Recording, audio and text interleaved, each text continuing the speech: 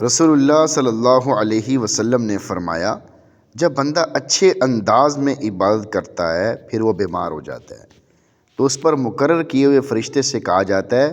کہ اس کے عمل ویسے ہی لکھتے جاؤ جیسے یہ حالت صحت میں عمل کیا کرتا تھا، حتیٰ کہ میں اسے صحت یاب کر دوں یا اسے اپنے پاس بلا لوں۔ یعنی ایک بندہ جب نیک کام کرتا رہتا ہے اللہ کو راضی کرتا رہتا ہے تو وہ بیمار ہو جائے تو پھر بھی اس کے لیے وہی اعمال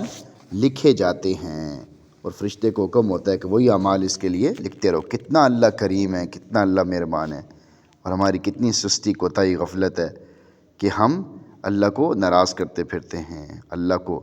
راضی نہیں کرتے، اللہ کو راضی کرنے والے کاموں میں نہیں لگتے۔ جب تک بندہ بیمار رہتا ہے اس وقت تک اس کے لیے وہی اعمال لکھے جاتے ہیں۔ ہمیں چاہیے کہ ہم اہتمام سے اعمال کریں، اتنے کریم اللہ سے ہم